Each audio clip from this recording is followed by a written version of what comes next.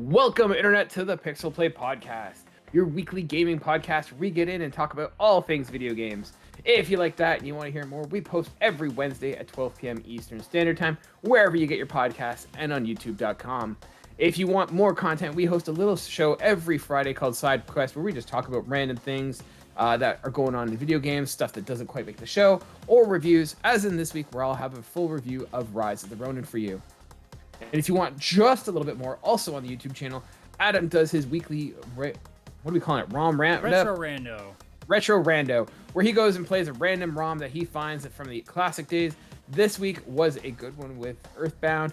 So yeah, if you want to check it out, find it there. We also have a whole bunch of social media if you want to connect with us there. That is through linktr.ee/PixelPlay Podcast. This week, we're going to be talking all things Nintendo Direct as it went live as of time. It was today as of time of recording, and so we thought we'd talk about that in depth. With that being said, I'm joined as always by my co-hosts Adam at CS Radical and Chris at Gin and Chris. Gentlemen, how are you guys doing? And for those of you who are watching the video, yes, Adam is just as a VTuber because he doesn't want to show the fact that he's not wearing a shirt. That is a Patreon exclusive. If you want to see him podcast without a shirt on, that's a Patreon exclusive. You can find us. Well, we're not talking about the OnlyFans version though. No, you got to work for that one. You got to find that one. My feet pic stay as private as I possibly can. But you implied that they're not entirely private. I mean, how much you pay? Yeah. Everybody's got a price. I'm a Ted DiBiase fan. I grew up with old school wrestling. Everybody's got a price. How you guys doing? How you guys surviving this heat? By not having to be on camera. That's how I'm surviving. Yeah. Made the mistake of doing a quick 15-20 minute run outside today. Normally I go for a little, like half an hour, not like straight running for half an hour. I'm not a freaking fitness person, but like 16 minutes in, I was like, it's time to make sure I make it home soon. It is way too hot to be out here. What the heck? Now I'm still jealous of you because, I mean, now this is the time of year where I start to get jealous of your room. Like, is it still cold in your basement? Because I know it definitely is, like, throughout most of the year. Is it still chilly down there? Or is it finally at a point where it's like, it's manageable now? It's freezing. I put sweatpants on every morning to come down here. The air conditioning in my house is so messed up. Top floor, boiling hot. Middle of the floor where the actual thermostat is and determines what the temperature is. Perfect. It's exactly as set. And then all the cold air falls into the basement. All right, I'm staying with you during work and then going home after. Yeah, I was spoiled as a kid. I grew up in like cottage area, right? So my house that I grew up in was like a cottage. So the bedrooms were on the basement. Like it was there was no basement floor. It was like an upstairs and a basement, and all the beds were in the basement. And I was so spoiled that like every time I went to bed, it was always my room was never hot. It was always cool, and I love that. I miss it. Yeah, we're at the point of the year now where I'm not lying comfortably on the bed. I'm just lying sprawled out, so every appendage is free of each other, so they're not sticking by the end of the night. Starfish. Yep. Starfishing. Yeah. It's the best way for airflow. It is. It is. Other than melting like a popsicle, what have you guys been playing this week? Well, I gotta give Yahtzee from Zero Punctuation. Well, I guess not. Is it still Zero Punctuation? No, it's fully Ramblematic now because they're on a second one these days. He was talking a lot about this game, and I finally got around to playing it. I don't know if you heard of it, Chris. It's called Yellow Taxi Goes Vroom. No. That's an awesome name for a game. That sounds all like right, a so before I put rhyme. footage on the YouTube version of this screen, can I sell you on Sonic the Hedgehog and Crazy Taxi Have a Baby? Yes, you can easily sell me on this. Oh my god, it's a Sonic the Hedgehog. Oh, sorry, and also mixes with like Mario 64. Like collecting gears instead of stars.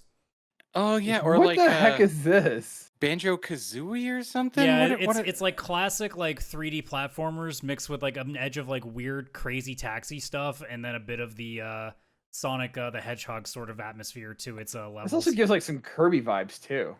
Yeah? Like the grass just looks like Kirby. Oh yeah, this is Sonic Mario Kart, but for some reason, I mean Sonic Mario 64, but for some reason you're a Crazy Taxi. Yeah. What's with the giant penguin ball things? Yeah, this is definitely one of those games that as soon as I started playing it, where I went, yeah, I found a good one. Yeah, we found a good one.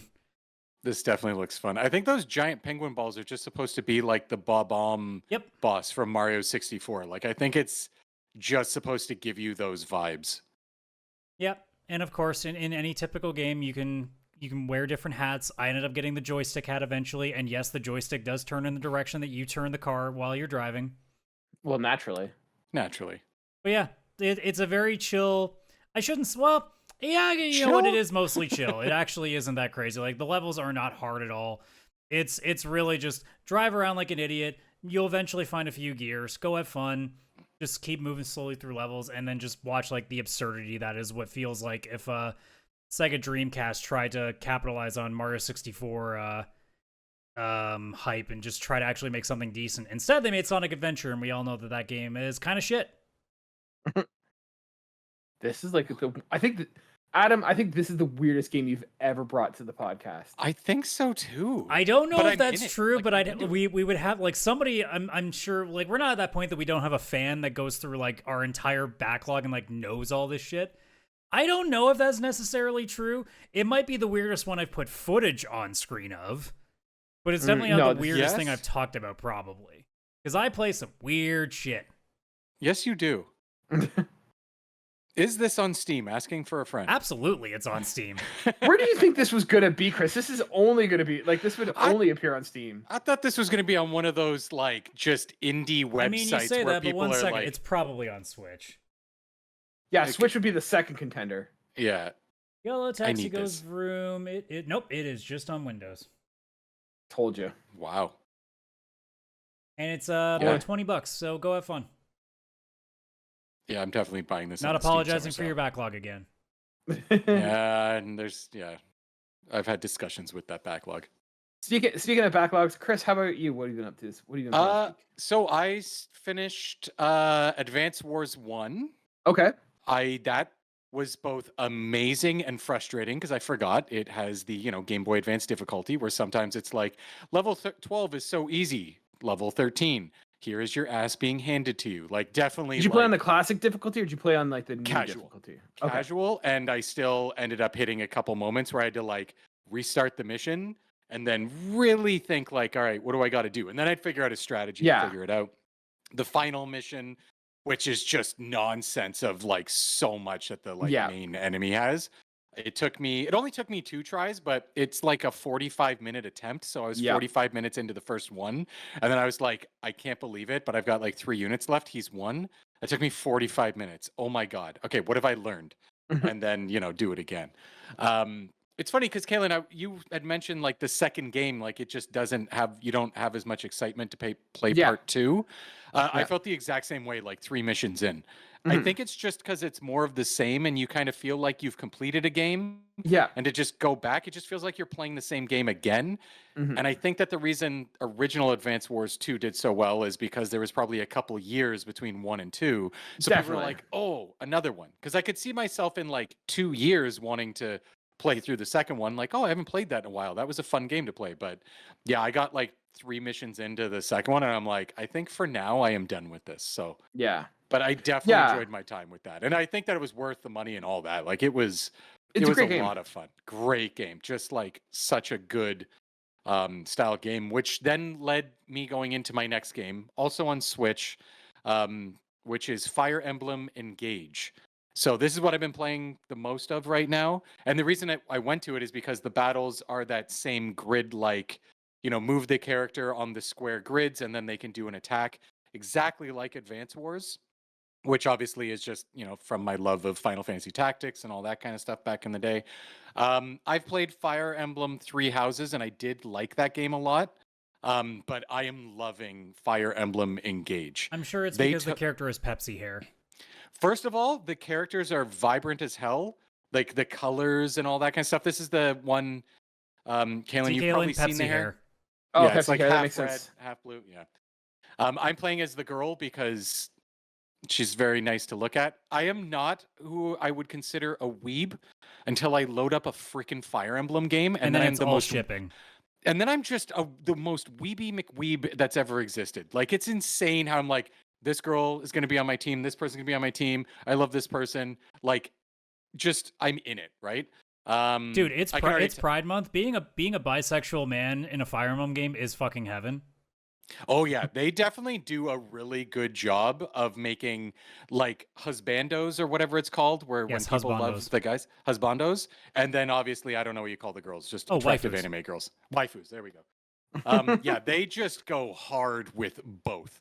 Like it is so interesting the way they make all these people. It's like I'm an archer that's like really important for the kingdom, and it's like, how is that your outfit for fighting dragons? You're gonna die. Like, but also it's like, but don't change. I like it. It's good. Stay as you are.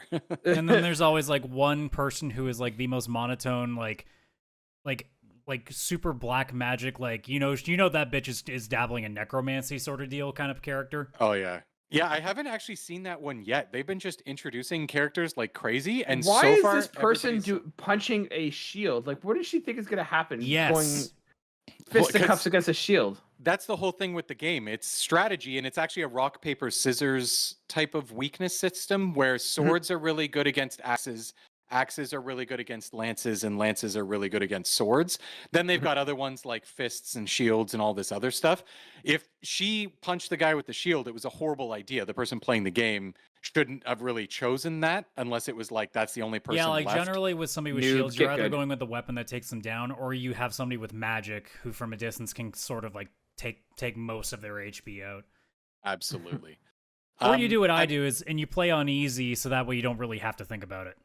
Oh, I'm playing on easy, and I love that. It is. Oh, it's actually, it doesn't have easy. It has normal, hard, and then like extreme, and then after that, it has casual or classic. And in classic, if a character dies, they're dead forever. One of your teammates. Whereas casual, at the end of the battle, everybody just is still alive and gets healed and all that kind of stuff. The reason I love this one so much more than Three Houses, and I think Three Houses is a good game, this one is a lot more linear. So Yeah, in Three Houses kind of tried to be a little too open with it, and the problem was it made everything slow really down. It took me like 100 hours to like fully get through Three Houses, because like there's a school you're running, and then you run classes, and whatever teammates you invite to the classes, they level up certain stats if they go to certain classes, and then you want to like build a relationship with one person and all this other stuff. Where here, it's like very streamlined. You get like a bit of story, which is like conversations, maybe a bit of cutscenes, pretty cool stuff. Not a story that's gonna, blow your mind by any They never means. are. The main girl is a dragon, of course she is, or the Naturally. main guy. And there's an evil dragon. She was asleep for 1,000 years, and now you have to defeat the evil dragon. And all these people just keep randomly showing up and being like, "I should adventure with you," and it's like, sure. If I had a dime for Very every time a dragon woke up after 1,000 years of nap, I get it. Oh man, I would have for every nickel, I'd have 15 cents. Like it's insane. 3 times that happened to me. No, I'm kidding. Anyways, yeah, so it's very streamlined where it's like cutscene, bit of story. Then there's the battle. And the battle is like it's like Advance Wars. You don't play for a story or anything like that. You play for the strategic grid system battle. And obviously Nintendo is really freaking good at this because yeah, they did Advance Wars or whatever, but like Fire Emblem has had this same battle system for so long and it is still just as good. So that's like the main fun. Like I've never grown bored of these battles. They're all strategy. It's just modern day chess with anime characters, I guess. I'm genuinely surprised that people don't do more of it. Like Dark Deity exists now, and there's gonna be a second game of that. But like, it took a long time for somebody to go, you know what? People seem to really like these games a lot. Let's start doing the indie version of that. Yes, I'm surprised that there isn't as many indie versions because Square's done like triangle strategy and stuff like that, which is very similar. But I am surprised that there aren't more because it really doesn't take much. Like if you can build out a decent stat system or whatever it would take, it's not fast paced. You get to move a character and that a character then gets one action and then you move another character and they get one action. It's also like Dungeons and Dragons in a way, right? Like there's so many connections of what you could compare it to. Obviously not Dungeons and Dragons exactly, but like a tabletop-ish game, I guess. But yeah, like the way they've designed it with the story battle, then you get a bit more story, and then they give you the option if you want. You can return to your home base, which is like this beautiful floating island. There's a cafe there where the characters sit and you can talk to them. You can go to the bulletin board and like donate to different countries, which unlock items and like stronger enemies that you get better loot from and stuff like that. You can go to an arena to practice battling and all that kind of stuff. Or you can just go back to the world map, and it has this beautiful like Super Mario World style map where it's just like you move from point to point, only it's like 3D and very beautiful looking, but you don't get to explore it. You just get to move from point to point, and each point is the next chapter of the game.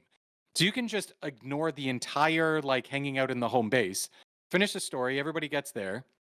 They're on the home base, and it's like, okay, do you want to go back to base or just back to the main map, to the world map? You can just say go to the world map, move to the next space, and you click A, and it's like, okay, so you want to start the next chapter? Yes. Then it just goes to the next cutscene with the next bit of cool story. Then you get into the next big battle, which is all strategy and a lot of fun. Then you get a bit more story, and then the same thing happens. You want to continue with the story? Do you want to go back to base? And it doesn't take long. It's not like this annoying, like 30 seconds of having to make a decision. It's literally just like an option, like, hey, actually, I think it may even just put you on the world map and you have to hit start if you want to go to the base. Like they know not as many people want to keep doing the whole relationship building, hanging out at the base with all the characters you've met and just move on to the next one. So it's super linear. The cutscenes are actually really nice looking for like a Switch game. And I know it's because of the art style. It's like anime, so they don't have to push like realistic, like, really hard graphics. It's just got to be the moving, cel-shaded like anime style, and it works beautifully here because it's also Yeah, it very looks vibrant. really nice. Three Houses was like very like monotone in colors and stuff. They went for a more like dreary kind of feel, where this is they just turned up the colors to max. They were like, the main character has blue and like bright red hair. Done. Like they just went hard. Yeah, I love it. It is easy to just play a chapter and then walk away because you get the bit of story. It saves like all the time. It makes you save between each chapter if you want and choose a new slot if you want to have multiple saves going. Super easy to I could sit and play this for 5 hours and do like 5 to 6 chapters, or I could just play one chapter, feel like that was a lot of fun, and then suspend the Switch, plug it in, and go do my thing. And it seems like it's also a decent length too. It's like maybe 40 to 50 hours if you just, maybe even shorter if you just go with the main missions. There's a lot of side stuff you can do, but I'm not going to do it. I just want to like do the battles and be done with it. And I think it's like 26 chapters and I'm on chapter like 5 already.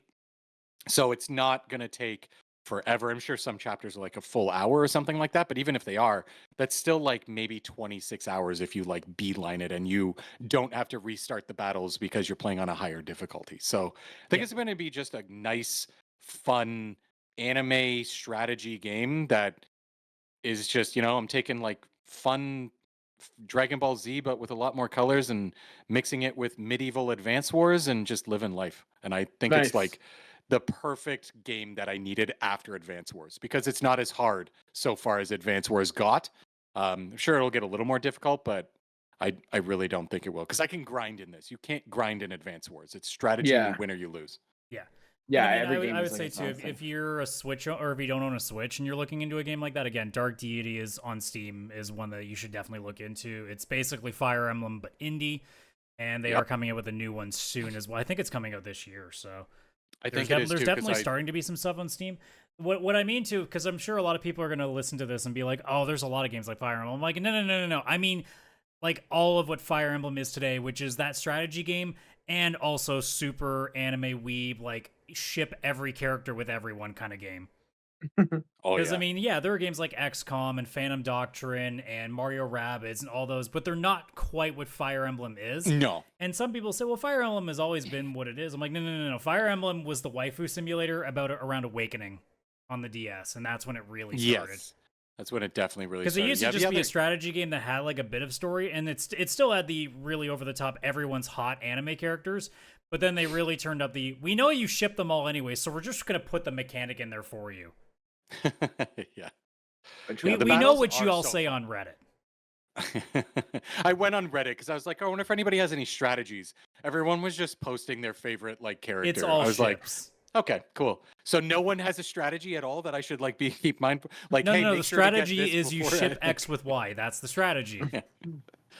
Yeah, and this one has like the rings in it, so it's called engage because you can use an emblem ring and then it engages characters from the previous games. You get like That's these not ghosts. why it's called engaged. It's because you're wifing everybody. Yeah, it's because you're just getting married a lot. Putting a ring on it. Yeah, it is a ring too. It's very fascinating that they did it that way. But yeah, it's got like Marth and all the other Fire Emblem characters that most people only know because of Smash Brothers, which is really what people know them for. Okay, so Marth and all the other ones you don't know, and all the other ones that are in Smash Brothers. I mean, one of these days, like I keep saying it, like they're slowly starting to do it, but there's so many old Fire Emblem games that get referenced in the newer ones. It's like, guys, re-release the old ones in English so we all understand what they're from. Yeah. Yeah, so they've done a little bit of that with Switch Online, but I don't know how many people are playing it. Like the original Fire Emblem was put on there. Yeah, I mean, like giving it the 2.5 treatment like Dragon Quest is. Yeah, hey, that's a good segue, but I'm sure Kaylan's got some games to talk about. Nah, I got nothing to talk about. I'm playing. All right, perfect. Then I gave you the segue. Yeah, so speaking of HD 2.5 remakes, Nintendo came out with a bunch of new games this week with the Nintendo Direct, and I thought we can kind of go through it, talk about it. We've talked about all the other developers and publishers, and so Nintendo, you know, a little late to the party, but still here. So here we are to talk about it. Without talking about what's in there first, like, what do you guys think of now? Because we already did our placements for the other four. Like, where do you think Nintendo slots in now? Now that we have 5, where do you think they slot in for you? I think, okay, so personally, and I know we're all going to be slightly different. That's why I'm very excited for this one. I feel like Nintendo, like, people go either this way or that way. You know what I mean? Like, let's do it a different way. Let's do it a different way. Chris, I want you to rank it. What do you think Adam and I are going to give it as a score? Let's say out of 1 to 5. Where do you think our scores are going to land? I'm going to go, Kaylan's giving it between a 2 and a 3, and Adam's, honestly, the same. I think you're both going to give it between a 2 and 3. Maybe Adam a finite number. Finite number. Okay, Kaylan's giving it a 2, you're giving it a 3. Okay. I think Kaylan's going to give it, I'm trying to remember what you're ranking. I think you're going to give it a 3, Kaylan. Chris, I think you're going to give it a 2. Me? I think Chris is gonna give it. I think he's gonna give it a 4. Adam, I think you're around a 3. Okay. So let's start. Chris, what would you rank this? A 5. Okay. Oh wow. Okay. Maybe a 4. Maybe a 4. It's hard to give something a perfect score because it's not like. Oh god, you're one of those kinds of. You're one of those kinds of. Oh people. Wait. Were you giving it a 5 like 5th place? Or are you giving it 5 as like a 5 out of? No, like 5 out of 5 score. Oh shit! I was doing. I whatever. was wondering when you're like a 2. I was talking about placements a second ago. That's where my brain was. Oh, okay. Okay, so what did you say? Where did you see the placement would go again? I thought Chris was gonna put it second. Only behind Xbox? Yeah. And you thought I was gonna put it I thought you were gonna do 3rd, just behind Ubisoft. Because you talked way too highly about Ubisoft for me to be like, I don't think he can put Nintendo above that. I don't know. I feel like Kaylan would put it in like 4th place out of 5th. I think it's pretty low. I don't know. State of Play. He didn't really like State of Play in Summer Game Fest that much. Yeah, that's true. So for me, Chris, I'll let you talk about first why you liked it and why you gave it your score. Then I'll go and give you where I'm at. Let me be happy with it before you ruin it. Yeah. You enjoy things before I come and rain on it. So the reason I loved it, it's because I feel like this was literally made for like the gamer that is me, like the guy who just like wants a few just like Nintendo games and maybe some cozy games or some simple like nothing too complicated games, and just kind of go from there. I also am a JRPG guy, so the Dragon Quest 1, 2, and 3 2D HD remake, whatever you want to call those, like obviously those are my jam because Octopath Traveler and the new Ogre Battle or the remake of Ogre Battle, Triangle Strategy, like all of that art style is like I love very, very much. And it's like the first 3 Dragon Quest games, which I've never actually played them. So I'm very excited to actually go in and play that trilogy. Yeah, I was happy to hear that they are doing all 3 of them. They're just starting with 3 because chronologically that's where it starts. Exactly, yeah. So now, like, as somebody who never grew up with the old ones, it's kind of exciting to go actually back and try them properly. With, like, all the quality of life improvements and widescreen and all that. Oh, heck yeah. Then you get, like, the Final Fantasy creator and the original composer, Nobuo Uematsu, doing a JRPG style game. I don't even know if it looked good. I didn't even care. It was just like, I heard it was the 2 of them, and I was like, I am in. Fantastic. Let's go. I don't know. It just had a lot of things that spoke to me directly.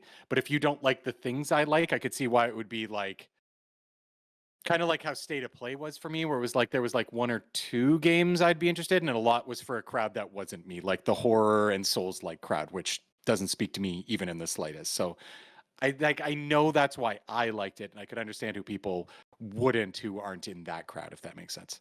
I'm part of that crowd that's not into this. Well, that's why you're going last. All right, go ahead, Adam. So I put it right smack in the middle.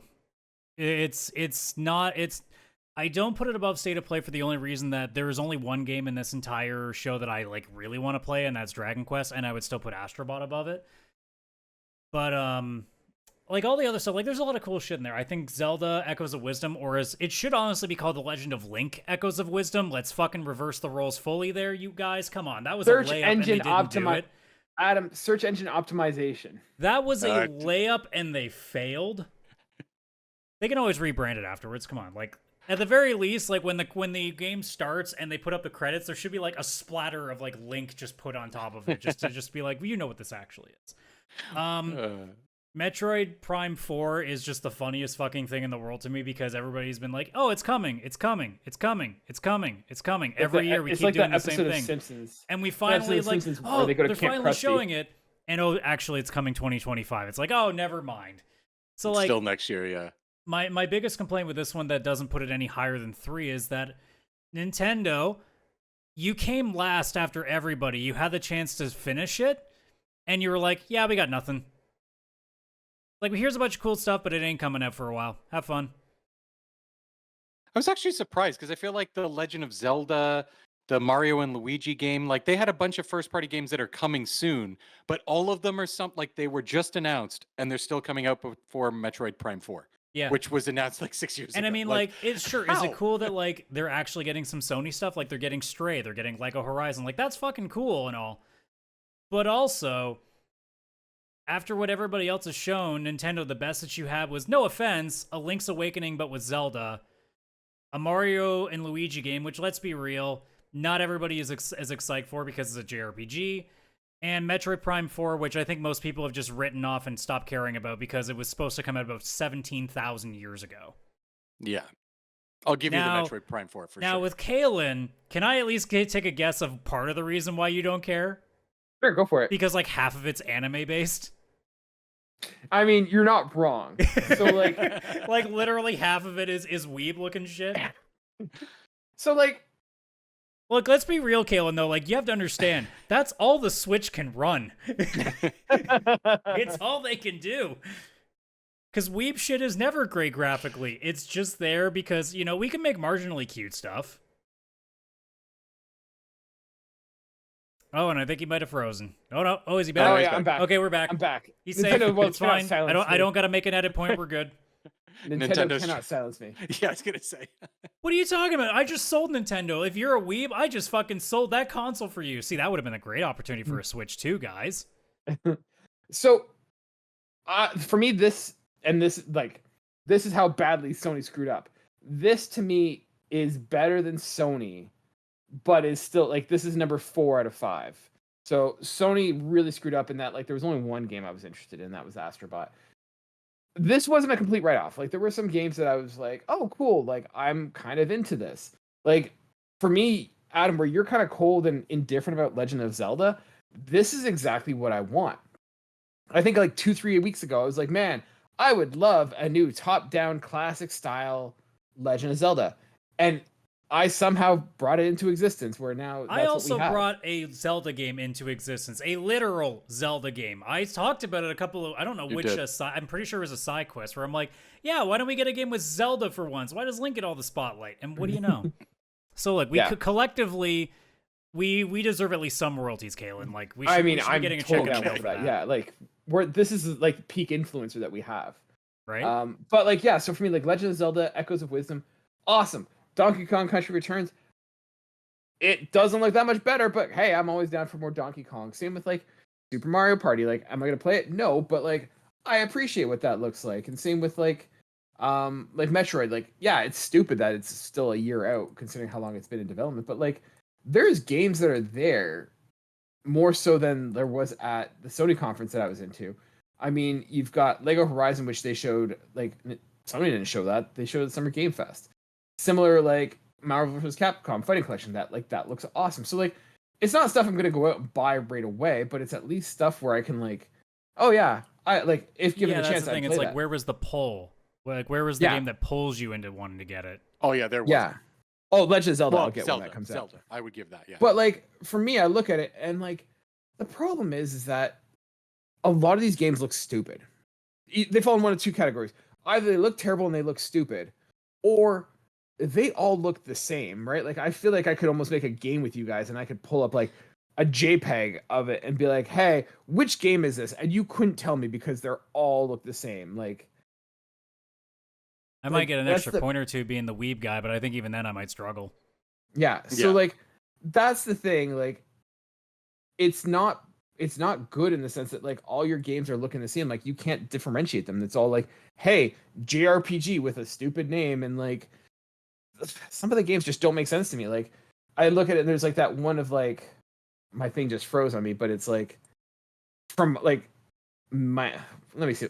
Give me a second. My thing's just messing. Well, I mean, because like the argument too is like, I didn't even mean it jokingly when I said it's all the Switch can run in terms of graphics. Like, it's getting to the point that console, because of its limitations, they can't really put a lot of the epic experiences you could get on other consoles. Whereas JRPGs can provide that, because most JRPGs, I'll be completely honest, they're trash on graphical quality. A lot of them still play like PS3 games these days if you're playing on PS5. And they're generally just they're games that get your length in. And let's be real, the Switch doesn't have a lot of long games. So when they can flood the market with, hey, you guys can get this is we're the cheapest console on the market, and you can take it with you, and here's a ton of games that are going to take you a while to beat. So you can play these on the airplane, play these at the hotel, play these on the road, and you don't got to worry about it, running out of games anytime soon. Oh, now 100%. The problem could also be solved, Nintendo, if your fucking expansion pack library was a little bit bigger, because then your retro market could get a little bit better. Oh, we added 4 more games again. Bravo, guys. Turok. Bravo. The one we've all been clamoring for. Turok is finally on the expansion pass. Bravo. I own Turok on Steam and I never even opened it. It was like $2. Of course you do. Of course I do. But like, I look at it like games like the Farmisia. Like, did you guys listen to the story of what that? It's like, find the Farmisia. Joke's on you that I actually watched the trailer. Yeah, but like, it's a stupid thing. It's like, go to Farmisia, the land of Farmisia, and fight the Fromija. I'm like, what? Like, fight Parmesan? Like, what? Like, this is what you guys can come up with? Yeah, it's kind of gotten to the point now where like they just make up words now, because they're like, well, if we just say what we actually mean, you're gonna go, oh, so it's another clone of X. Oh yeah. Oh yeah. You want to talk about making up stuff? What the hell is a Denpa man? Oh, that one. I was confused by that because it said timed console exclusive, and I was like, wait, this is going elsewhere after? Where is like Steam. Xbox is getting this? Going to like, Steam. Yeah. No, but usually Steam is a PC, so they don't have to, it doesn't count with the console exclusivity. Fair. So like, is that coming to PS5 later? Is there a PS5 upgrade of whatever that game is? Look, man, I can't always explain everything Japan does. There's even some things that my long tenured Wii brain can go, nah, I can't help you with this one. But like, and then there's like the Funko Fusion game, which looks absolutely like garbage. God. Yeah, that looks like Universal Movie Productions or whatever just paid for that because it's all their properties. Yeah, same with like Tales of the Shire. Like, probably should have just been on a mobile device. Yeah, same with like Tales of the Shire. Is going to be that on a mobile device. Tales of the Shire looks ugly. Like, don't get that appeal. You can't tell. Yeah, was that like it's supposed to be like Animal Crossing, but like you're in the Shire? You want Animal Crossing? We've got lots of those for you. Like there's Tales of the Shire, and then there's that Hello Kitty Animal Crossing game. Like, hey, what don't the you hell? talk Like, trash about Hello Kitty. There's gonna be some people that will knife the crap out of you for that. I'm not knocking Hello Kitty, but all I'm saying is, hey, we already have an Animal Crossing on the console. Do we need one that's Hello Kitty? Also, Sure. isn't it really weird that they have the market on arcade sports games? They're like, also, here's a Looney Tunes version of that. Right. This is the other thing I was gonna say is like you have games that all look the same, and then you have games like literally it's like, hey, basketball's now coming to Wii Sports. Okay, cool. Like, I don't know how that really seems to appeal. And they're like, oh, by the way, if you don't like that sports game, here's also a Looney Tunes version. And I'm like, what are you doing? Like, you've got two games that are pretty much identical. And like, why are you pitching them beside each other?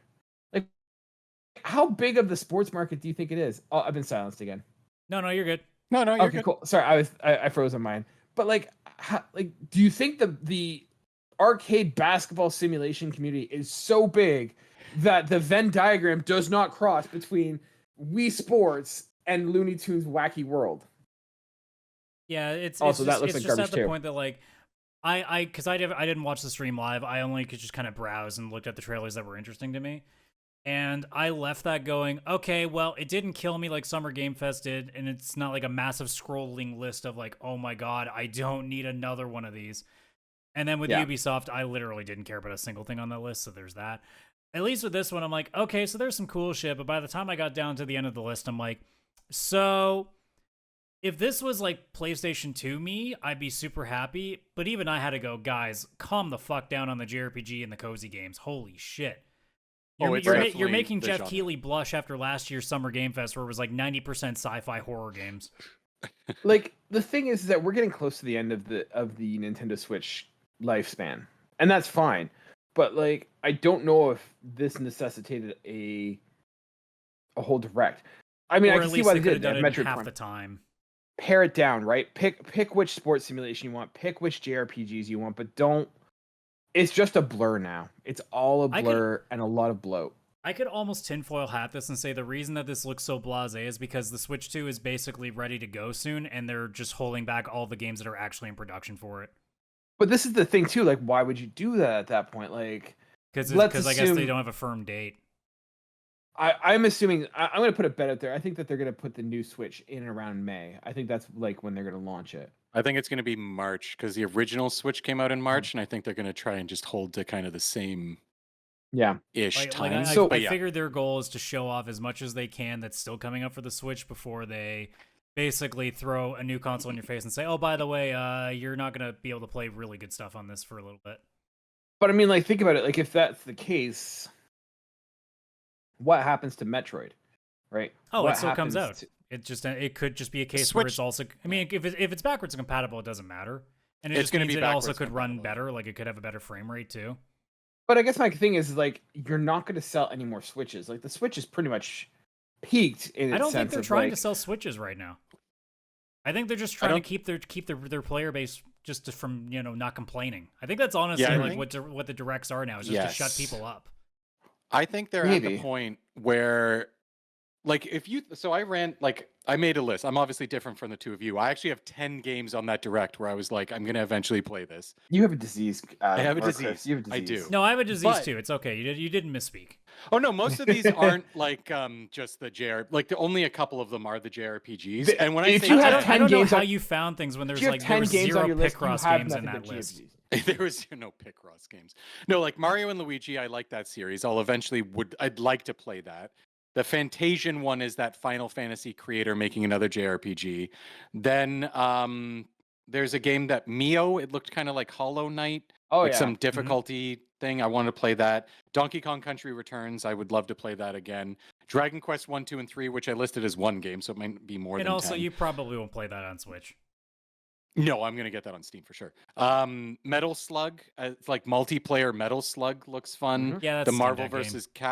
Steam Deck game. Marvel vs. Capcom Collection, Steam Deck game. That's the other thing too. How many of these games are you actually going to play on the Switch, which is the real... None. So those three I just mentioned are the ones on Steam Deck. But like Super Mario Party, Zelda, Metroid Prime, I probably would buy the first one and play the first one first, because I've never actually fully played through one. Play the remastered one first. but I am actually interested in it. And that's like 10 games. And not only that, I counted Nintendo had 6 first-party games in that direct, which to me is fascinating because they're at the end. And I think what they're doing, they're at that stage. And Nintendo, I think, I look back and like at other consoles, they're notorious for having it where a new console's coming out and they just release some like not bad games. Obviously, it's very hard to get like a bad Nintendo game, but they're, besides maybe Zelda, I would say that they're mostly just, games to keep people invested in the system and not move on to something else. It's like, well, I'm waiting for Switch 2. Oh, but I have 6 Nintendo games I can play between now and early next year when Switch 2 comes out, which those 6 games will cover people holding on to their Switches. They also did the classic Nintendo thing of releasing a limited edition Switch. The Zelda one, did you guys see that? It's like the branded Switch Lite. So they're going to have that because there's the collector's crowd. They know that they'll get. There's always, at the end of a console's cycle, there's like always a Zelda version. There's like a Zelda 3DS. Black and gold like Wii U that we had. Yeah, and it's always like right at the end, and people get it just for collection reasons. So they're keeping that alive. But yeah, I think they're just literally like, hey, we're not really selling any more Switches, but we don't want you guys to get bored this year and lose your Nintendo love before the Switch 2 comes out. So here's Luigi's Mansion 2 HD. Here's Mario and Luigi. Here's Donkey Kong. Here's Zelda. Here's Metroid. Like Mario Party. Wii Sports gets a free update. And they're literally like, hey, here is one of a bit of everything. Don't leave. You're going to have solid between 7 and 8 experiences until the next system's out. And by the way, it's backwards compatible. So if you didn't finish, you can still play your Mario and Luigi or whatever. Yeah, my expectation is that this is what's carrying them to midpoint next year, and by the time we hit either the end of this year or very early next year, we're going to know when the Switch 2 is coming, and we're going to know the, 5 first-party Nintendo games that are going to be coming out over the next, 12 to 18 months for that console, including whatever's going to launch with it, which I imagine is like an Odyssey 2 or something like that. Oh, it'll be, yeah. There's got to be a Mario. But I legitimately think that this direct, because a lot of people are like, this doesn't feel like it was as big as it could have been. I'm like, I don't think they have anything really big left for Switch. No, is it weird to think like within this console generation, we only got one major one major like 3D Mario game? Yeah, because like Galaxy, we had 2 of them. Yep. Yeah. Technically, Wii U, I don't think didn't we had really any. get one. I don't think it had. Wii U didn't have anything. No. Didn't have support. Well, but interesting. Well, no, because Chris, they had the old school ones, like the new Super Mario Brothers, sort of stuff. Actually, no, it's a lie. 3D World. I'm an idiot. I forgot. That's also a re-release. 3D World. There you go. That's also a re-release. No, but on Wii U. On Wii U? On Wii U, they did have one on Wii U. Oh, sorry. I thought you meant 3D World was also. No, I was like. No, not the DS one. Yeah. Yeah. They also released it on Switch with Bowser's Fury. Yeah. Yeah. But it's weird that there's only been one new 3D Mario game. And I think only one 2D Mario, which is Mario Wonder. They did a Mario Maker. They did re-release New Super Mario U Switch or something like that. I mean, Nintendo is, we joke about how many remakes and remasters there are. Nintendo is the king for that shit. Oh, right now? Oh my God, yeah. Like Donkey Kong, Luigi's Mansion 2. At least Nintendo remasters and remakes old games or console locked. It's not that they're like, hey, Last of Us Part 2 getting remastered, go. Did you guys see the story about how Todd Howard said they have no plans to remake Fallout 1 and 2, and everybody's like, aw. And I'm like, well, you know why that is? It's because he's too busy trying to figure out where Skyrim goes again. He can't focus on more than one remake, guys. Come on. See, I don't want them to remake Fallout 1 and 2. What I want them to do is I want them to take those stories and put it into the Fallout 3 gameplay model, right? I don't want to play a top-down point and click, yeah. Point and click. I want to play a Fallout game set in that make that story happen in Wasteland, California, but do it in the Fallout engine that we have today, not the classic one. I mean, at that point, you just make Fallout 6 and be done with it. You know what? Don't even get Bethesda to do. Give it to Obsidian. Say hey Obsidian, go make the last better. two. Or go, or you just give it to any studio. Be like, hey, here's the sandbox. Go make a Fallout game. based on these two stories. What we really need is Obsidian to get a hold of it, and it's going to be a Fallout New Florida Man. New Florida. Somehow Florida looks better after the post-apocalypse, right? Yeah, it seems more subdued. Dude, the rad gators that you could get in that game. I'm actually into that. That's cool. But then they could also do like the Bayou in like New Orleans or something like that. Yeah, that'd be cool. But yeah, I mean, honestly, like it wasn't a bad showcase, but I think like it's one of those showcases. Like if you look at the list of games and you go, I mean, it's not bad, but it definitely doesn't seem like their best work. Whereas like Sony just straight up didn't show up. Nintendo was just like, we'll just like quickly half-ass our homework before we take it in. This is the equivalent of like grade 12 students like doing like the last assignment 3 weeks before graduation. They're going through the motions. It doesn't matter at this point. Yeah, it is. It's the end of the console. You know, it's kind of like, hey, here's stuff. Because if you think of all the other consoles, like I looked into it, like Super Nintendo had like Donkey Kong Country 3 come out. And that was like the one thing they were releasing, even though the N64 was like already on its way. And it's not like that's a bad game, but it's definitely overshadowed, and it's not the Donkey Kong Country everyone talks about. N64 had a couple games that were like after the GameCube was already out. GameCube did the same thing. Like there's always just like that end of cycle where it's like, here's some games. They're going to be fun. They're just, you're not going to get that like, oh my God, you need to buy this system now. You can tell the best work is being held back currently because they got a new system to showcase. Because they need the launch. They're not going to put the system sellers on the old system. They want to sell the new one. I mean, we may find out that like some of these games when they announce for Switch 2 is still coming for Switch, but it's going to run like how Witcher 3 does on Switch. Yeah. Yeah, true. So like I wouldn't be surprised if they try to put Mario Odyssey 2 on it, like if that's what they end up going with for like the new Switch, and still put it on the old one. It just doesn't run nearly as well. Yeah, I mean, for context, Breath of the Wild was on the Wii U. Yeah. Yep. Twilight Princess was on GameCube, and it was because they always seem to do that with like at least a couple of games in that transition period. Yeah, it seems to be always a Zelda. Now that I'm looking back, it's always Zelda is the curtain closer. Yeah, and speaking of curtain closers, let's wrap up like with it. Like, what was your favorite game from this? What was the one game that you came away like, I'm getting that one? Well, none of them are I'm getting them. I mean, apart from Dragon Quest, but Crits will probably console share that one because if it comes out on PlayStation, who cares? But also, I just honestly, the idea of finally after all these years having a game starring Zelda, I think is the coolest shit. Oh yeah, I'm torn because I really want the Legend of Zelda and I really want the Dragon Quest trilogy. Like I really like both of those for very different reasons, but I think I'm going to go with Zelda just because I'm probably going to get Dragon Quest on Steam Deck, so it feels dirty choosing that one. Yeah, for me it's Zelda as well. And I think it's really interesting because this is the most Tears of the Kingdom like esque top-down Zelda game that we could have gotten. Like everyone's talking about like, oh man, it's so weird that like Zelda is the main character. That's so cool and stuff, and it is. But like, it's funny how much Tears of the Kingdom has trickled into top-down Legend of Zelda that they're now like, hey, create copies and clones of things to like get through puzzles and stuff. Like they're building tables and like you can puzzle solve with what items you use. I thought that was very much a Tears of the Kingdom-esque. Oh yeah, making stairs out of beds, tables, and stuff. And chairs, stuff. Yeah, like I thought that was cool. So, yeah. Anyways, I thought that it was, like I said, not for me. Like a lot of simulators, but I think it was a good show overall. But speaking of good shows, that'll be our fantastic show. And if you like that, if you listen this far and you're liking it, hit subscribe, hit like, leave a comment. We really appreciate it. It helps us out, helps the podcast out.